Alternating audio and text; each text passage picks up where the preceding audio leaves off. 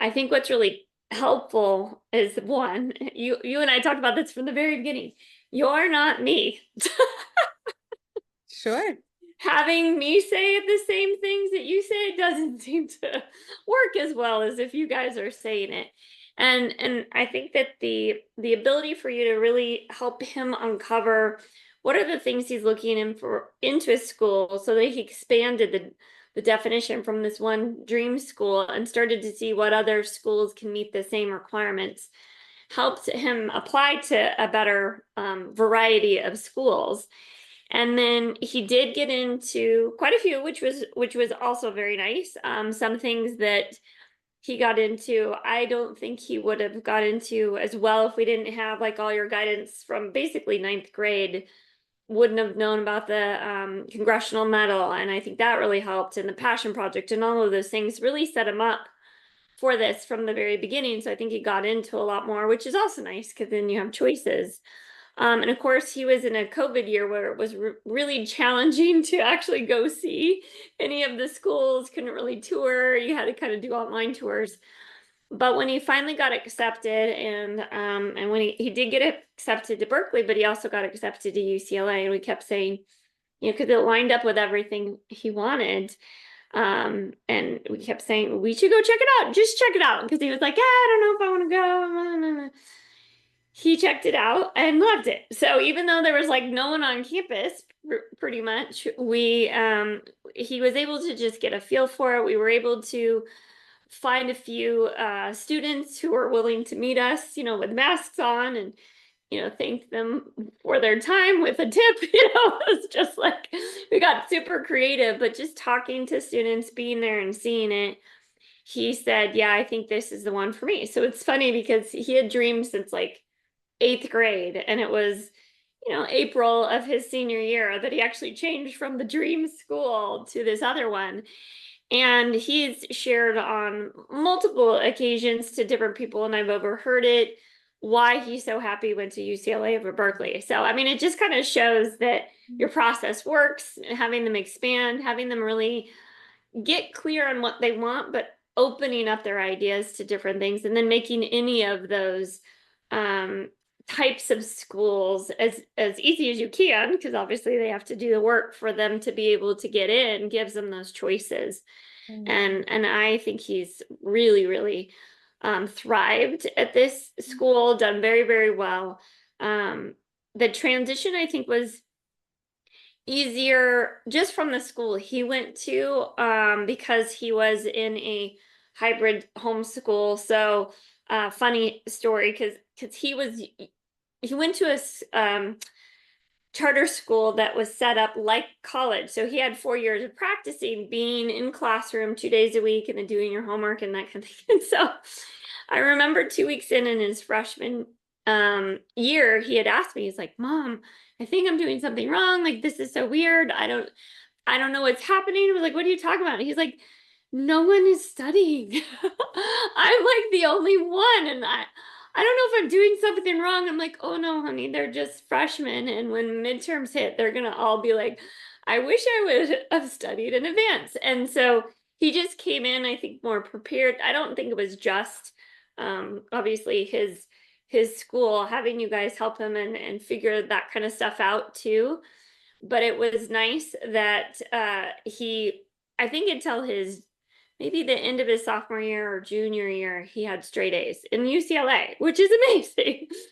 But Oh, just, having that discipline, helping see that this is the right fit school, this is where you're going to do well, helping him plug into services, getting the right people in his world, joining clubs, all of these things over time just really made him flourish there. So he still has I want to say like don't quote me on this, he'll be upset if I get it wrong, but like a 3.81 or 7 or something like that. It's still really good, but he hit a few gnarly math classes, and so that's still pretty good. in my book, that's quite amazing. What an accomplishment. Yes. And so let's talk about the social part. So Yep. academically, he found his home, good fit, getting great grades at a great school. Like that was awesome. Socially, what was it like for him in that transition?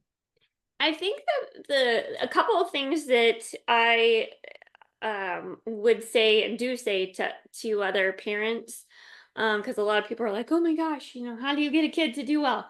And first of all, you have a kid who wants to do well. That really, really helps. Yes. But I think one of the biggest things is that they have to find their people, and that's kind of what we kept pushing them, is like, you got to find your people. It may or may not be your roommates, but that's part of why we encourage them, like, check out clubs, go find something, or find people. It's hard when you're a freshman to find people in your major because you're doing a lot of GEs. Mhm.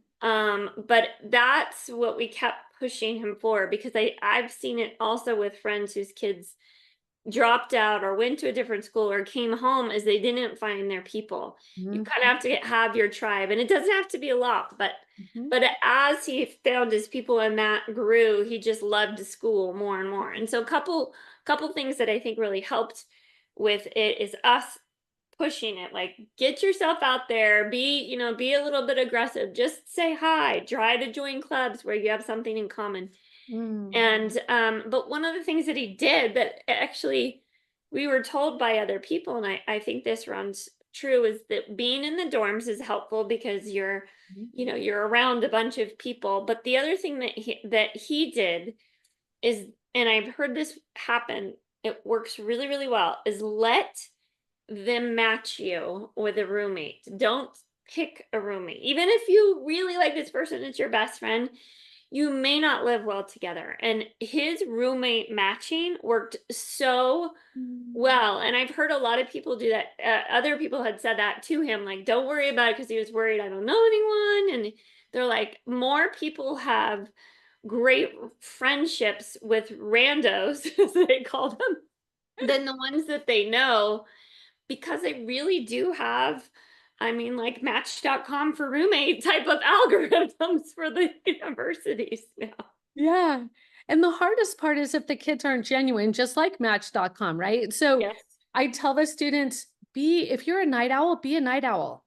If you're Yes. messy, put I'm really Yeah. messy. Yeah. And so he found a great roommate, I Yeah. guess.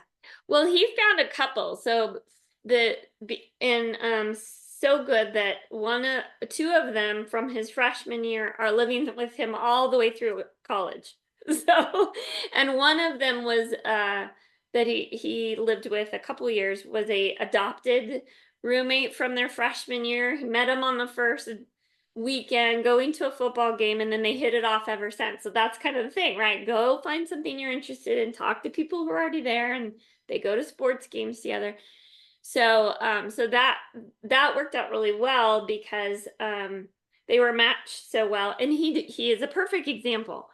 Mhm. He does stay up late, he does play video games, he does, want to study, all of these kinds of things. And so all of his roommates were up late, and there was a little bit of difference on some of the cleanliness. He was probably the most the one that would clean the most, if you will, but it wasn't horrible, so they just did a good job of kind of matching it all around. But I think that the your behaviors, like you're saying, you really want to nail those, because it's so much easier that he would stay up. And the other thing that, like, he really hit it off too, and so I recommend this, is if you're and I'll use the term as loosely as I can, gamer, to share that and bring your games. So someone brought, like, people have brought Wii's or different things, and they play, or if there's certain TV shows that you watch together, like, do those things together. But what he really started getting into is they started really getting into board games and having game nights. And that was really magical, I think, too. So that's why I say expand what, if they like to play and do those different things, that really brought a lot of connection with roommates and other friends. So So let's go fast forward to where we're at right now. sure. It's a whole nother transition, right? As you start to think, Yes. okay, talk maybe a little bit about, when you first came to our program, he was so young and he was so excited about life. And is he still excited about life? Is he still like really positive and optimistic? Yes, luckily, that has lasted. Even like being a COVID kid that had graduation in a different situation type of thing. I mean, he wasn't the 2020, but 2021 still had it, especially in California. But one of the things that I was thinking is that now, so the stage he's at now, he's going into his senior year of college, and the major that he has is consulting, and so he wants to work with these really big firms. Again, you have to, it's almost like college again, like you have to be the best of the best within the best of the best schools to get these very prestigious jobs. And so a lot of what applied in high school applies for getting a job. So getting involved in something related to in college, you would say your job. In high school, you would say what major you want, so it's a lot of the parallels, and he knew what worked then. He's done a lot of community work.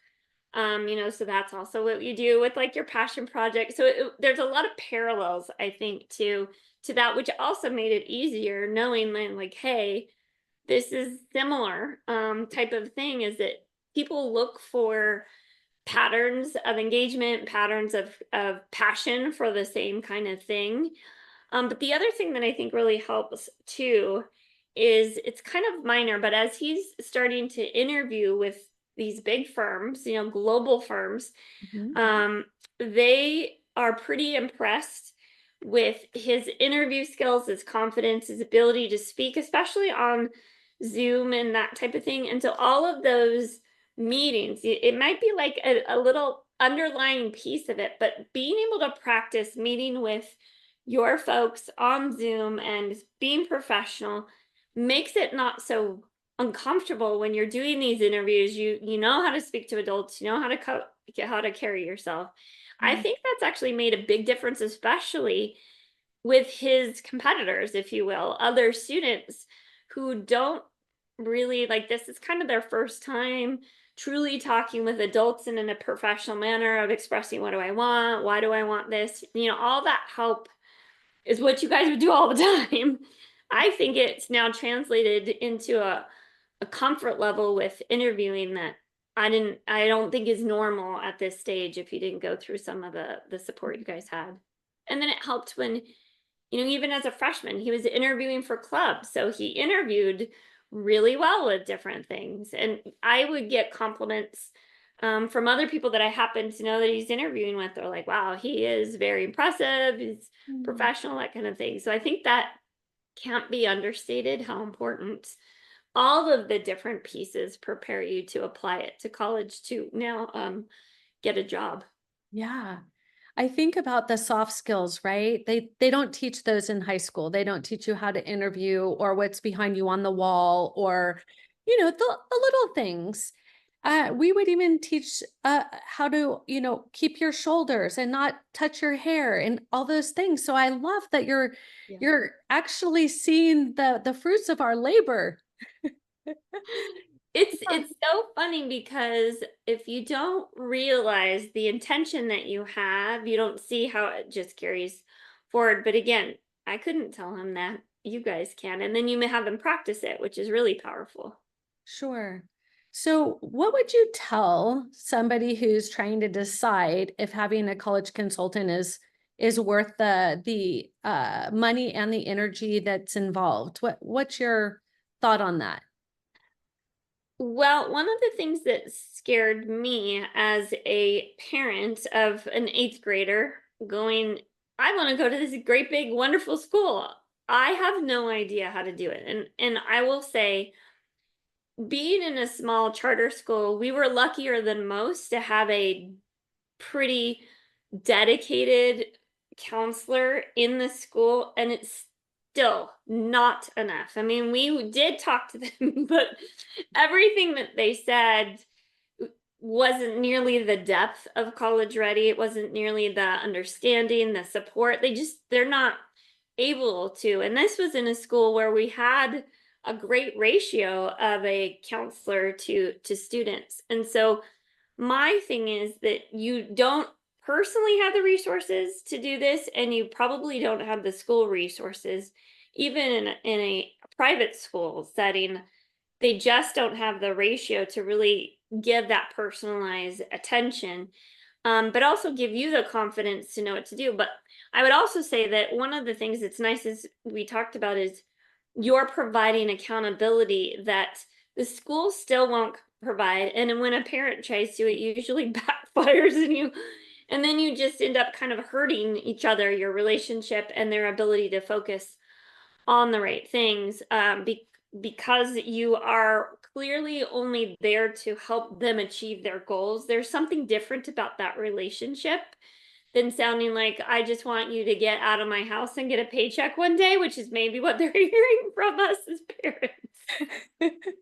So, It's so true. Yeah, I tell this story. I have four children, and I paid somebody to say what I say yes, just because I wanted them to love me and come back on Thanksgiving, yes, right? And so yes. I appreciate that very much. If you were going to give another parent advice, what would that be? A couple things I would give advice is one of the things as I now look back, I do have a really tight relationship with Jake as an adult, and I do believe it is a lot of that piece is that I outsourced some of those tension points that were really important to him and really important to us because I think that it is challenging. And so one of the things I do think helped is that I wasn't involved in some of those tension filled conversations. And what I started to do is intentionally change my relationship with him to see what kind of adult relationship do I want to have? How do I want to be heard when I do want to support? And so I shifted very intentionally to be more of a mentor and a guide than an advisor and a teacher. Mhm. And to me, I think that the combination of being able to have someone outsourced to be that advisor and that teacher because they do need that of whatever it is that they're doing, allowed me the space to be seen more as that partner in achieving what he wants, that safe space to come ask questions.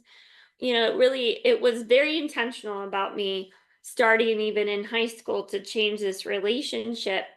And he feels very comfortable asking myself and my husband for advice because we're practice, because this is what you need to practice, not lecturing, offering advice. Don't get attached to if he listens or whatever. And also just use your own network, being able to say, hey, would you like to talk to this person? Or I found this person who might want to help you. And so that allowed for us to be, again, that mentor and support, not, okay, you have to listen to me because I told you so kind of thing.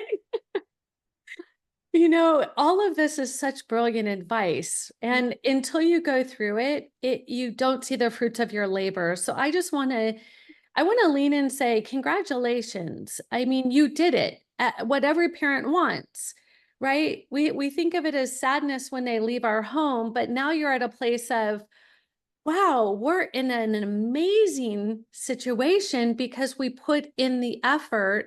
We got the right resources to make the right decisions.